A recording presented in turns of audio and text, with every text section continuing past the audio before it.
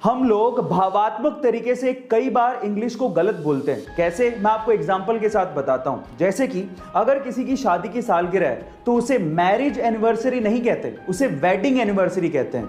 इसी तरह से अगर आप किसी चीज को फिर से इस्तेमाल कर रहे हो तो उसे सेकंड हैंड नहीं कहते, उसे यूज्ड कहते हैं। इसी तरह से अगर कोई मर जाता है तो उसे डाइड नहीं कहते, उसे पास्ड अवे कहते हैं। इसी तरह से अगर कोई गरीब है तो उसे पुअर नहीं कहते, उसे अंडर प्रिविलेज्ड कहते हैं। और फाइनली अगर कोई मोटा है तो उसे फैट नहीं कहते, उसे फुल फिगर्ड कहते हैं। गाइस, क्या आपको पता है कि इंडिया की लोकसभा में टोटल 552 सीटें हैं, यानी कि पूरे देश से लोकसभा में मैक्सिमम 552 लोग चुन के पहुंच सकते हैं। लेकिन क्या आपको पता है कि उन 552 सीटों में से किसी भी सीट पे 420 नंबर नहीं लिखा गया है? अब क्यों, ये मैं आपको बताता हूं। देखिए, आईपीसी की धारा के तहत 420 नंबर फोर्जरी यानी कि धोखाधड़ी के लिए इस्तेमाल किया जाता है और इसी वजह से हमारे किसी भी लोकसभा सीट पे 420 नंबर नहीं लिखा गया है। इनफैक्ट जैसे ही 419 नंबर आता है तो उसकी अगली सीट को 420 नंबर की बजाय 419 ए कहा जाता है। गाइस, क्या आपको ये पहले से इंफॉर्मेशन पता थी? गाइज, अगर आप किसी डॉक्टर के पास कभी गए हो तो आपको देखने के बाद वो एक पर्ची पर दवाई लिख के देता है, लेकिन दवाई लिखने के बाद ऊपर ऊपर वो RX भी लिखता है। क्या आप उसका मतलब जानते हैं? इनफैक्ट बहुत सारे डॉक्टर्स भी उस RX का मतलब नहीं जानते। तो चलिए मैं आपको बताता हूं।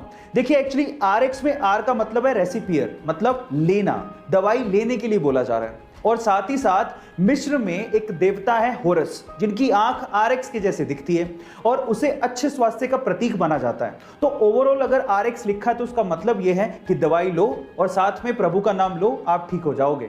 ऑक्सीजन का सिलेंडर और एम्बुलेंस शहरों में नहीं मिल पा रहे तो गांव तो दूर की बात है। ऐसे में अगर गांव में कोई कोविड पॉजिटिव केस आ गया तो उसकी जान कैसे बचाई जाए, ये करके दिखाया जोधपुर के तापू गांव के एक बेटे ने, जिसकी मां कोविड पॉजिटिव थी। अब गांव में तो ये फैसिलिटी है नहीं, तो गांव से अपनी मां को जोधपुर लेके जाना था, लेकिन एम्बुलेंस अवेलेबल नहीं थी।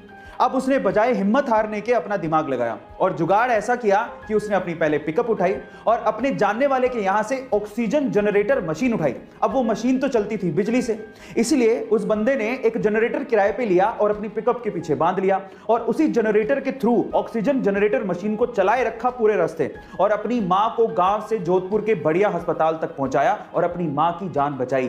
गाइस, सैमसंग, आज के पहले तक आपने इस कंपनी का नाम सिर्फ मोबाइल इंडस्ट्री में ही सुना होगा, लेकिन क्या आपको पता है कि सैमसंग मोबाइल इंडस्ट्री के साथ साथ कंस्ट्रक्शन का भी काम करती है?